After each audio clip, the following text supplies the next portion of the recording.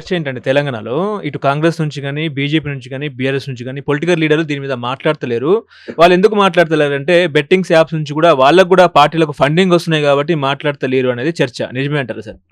ఇక్కడ ఏంటంటే ఒక మాజీ మంత్రి ఒకరెవరో ఇన్వాల్వ్ అయ్యి ఉన్నారని ఒకటి బయటకొచ్చింది. రాజకీయ నాయకులు గానీ, సెలబ్రిటీస్ కానీ, లేకపోతే యూట్యూబ్ ప్రమోటర్స్, ఇన్‌ఫ్లుయెన్సర్స్ గానీ, వీళ్ళు ఎవరు కూడా ఇక్కడ ఏంటంటే ఈజీ మనీ అండి. ఒకతను ఎవరో ఇంటర్వ్యూ ఇచ్చాడు. అతను మోటార్ ఏదో ఫీడ్స్ చేస్తాడట. ఆ మోటార్ బైక్ యాక్సిడెంట్ అయితే దాన్ని రిపేర్ చేయించుకొని అంది మళ్ళీ చేసుకోవడానికి 4.5 లక్షలు ఖర్చు అయిందంట. అంటే అంత ఖర్చు పెట్టి నేను ఇన్‌ఫ్లుయెన్సర్ అయ్యాను, మరి నాకు డబ్బు ఎట్లా మెయింటెనెన్స్‌కి నాకు రావాలని అనే ఒక వాదన. సో మరి ఆ డబ్బు ఎట్లా వస్తుంది? ఇదైతే ఈజీ మనీ, ఏదో ప్రమోట్ చేస్తే అలా డబ్బు వస్తుంది. సో ఇట్లా చేసిన ఎవరైనా సరే వాళ్ళ మీద చర్యలు ఉంటాయి. ఇప్పుడు రాజకీయ నాయకులు మీరు అన్నట్టు ఇతర పార్టీల వాళ్ళు మాట్లాడటం లేకపోవడానికి ముఖ్యమైన కారణం ఏంటి? ఎందుకు దీన్ని బ్యాన్ చేయాలని, లేకపోతే బ్యాన్ చేసిన యాక్ట్లో ఇలా దొంగతనంగా ఇండైరెక్ట్గా ఇంటర్నేషనల్ లెవెల్లో యాప్స్ని ఇక్కడికి ఆన్లైన్లో ప్రమోట్ చేసి వస్తున్నప్పుడు దానికి సంబంధించి కూడా ఒక చట్టం తీసుకురావచ్చు. దానికి సంబంధించి కూడా తగు చర్యలు తీసుకొని ఇప్పుడు సజ్జనార్ గారు పెట్టిన హ్యాష్ట్యాగులు పెట్టి కామన్ మ్యాన్ అనేవాడు చీట్ కాకుండా ఉండే విధంగా చేయాల్సిన బాధ్యత రాజకీయ నాయకుల మీద ఉంది.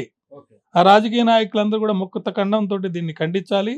ఇంకా చట్టపరమైనటువంటి ఆన్లైన్లో జరిగే అదొక గ్రే ఏరియా, కరెక్ట్గా ఎప్పుడు చెప్పలేకపోతున్నారు. ఆన్లైన్లో ఈ యొక్క ప్రొహిబిషన్ చేసిన యాక్ట్లన్నీ కూడా ఆన్లైన్ బెట్టింగ్ కూడా ప్రొహిబిట్ అయిందా లేదా, అది ప్రొహిబిట్ అయితే ఆన్లైన్లో ఒకవేళ బెట్టింగ్ జరిగితే కేవలం బ్యాంక్ ట్రాన్సాక్షన్ల ద్వారా ఏదైతే ఇల్లీగల్గా ట్రాన్సాక్షన్ జరిగితే వాటి మీదనే ఉంటాయి ఆ చర్యలు, లేకపోతే పర్సనల్గా వాళ్ళ ప్రాపర్టీస్ అటాచ్ చేసి మనీ రికవరీ చేస్తారా, లేకపోతే వ్యక్తుల మీద కేసులు పెట్టి శిక్షలు కూడా వేస్తారా ఆన్లైన్ బెట్టింగ్ సంబంధించి అనే దాని మీద కొంత గ్రే ఏరియా ఉంది.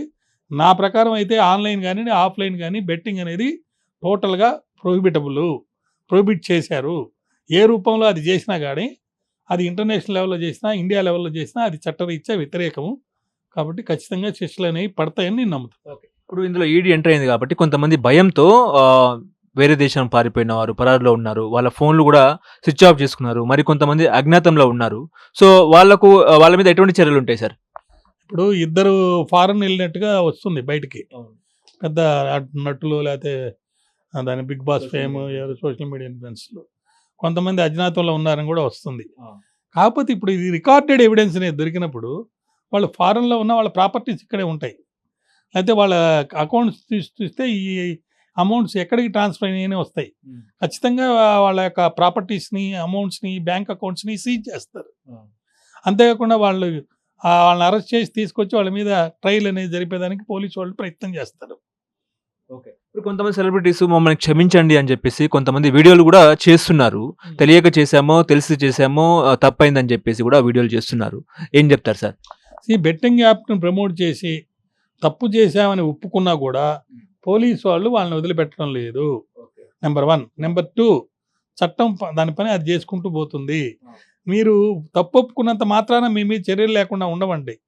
తప్పు చేస్తే ఆ తప్పు చేసినందువల్ల మీరు లబ్ధి పొందారు కదా డబ్బు, ఆ డబ్బు ఎంత పొందారు, వాటిని ఏ రూపంలో ఉన్నాయి, అవన్నీ మీరు డీటెయిల్స్ ఇవ్వాలి. ఆ కన్ఫెషన్ అన్ని కనుక కోర్టు వారు ఒప్పుకుంటే శిక్ష ఏదైనా తగ్గించవచ్చు, లేదా శిక్ష చేయకుండా మరోసారి ఇటువంటి తప్పు చేయొద్దని చెప్పి మందలించి కూడా పంపించవచ్చు.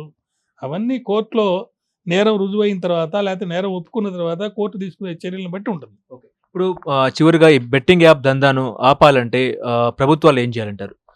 ప్రభుత్వాలు ఇప్పుడు సజ్జనార్ లాంటి సీనియర్ ఐపీఎస్ అధికారిని అతను అందరూ శభాష్ అంటున్నారు. అటువంటి వాళ్ళని ప్రోత్సహించి వాళ్ళకి రివార్డు ఇచ్చిందనుకో, ఇంకా పోలీస్ కానీ, రెవెన్యూ యంత్రాంగం కానీ వీళ్ళందరూ కూడా బాగా పనిచేస్తారు. నెంబర్ 1.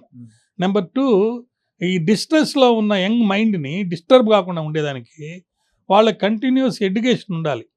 బాబు మీ సమస్యలు ఏదైనా ఉంటే మీరు ఇదిగో యాప్ ద్వారా డబ్బులు పెట్టి తొందరగా డబ్బు సంపాదించాలని అప్పులు కూడా తెచ్చి ఆడకుండా, అప్పు తెచ్చి మీ సమస్యను పరిష్కరించుకోండి. మీ స్కిల్స్ని డెవలప్ చేసుకొని మీ ద్వారా ఇన్కమ్ అనేది డెవలప్ చేసుకోండి.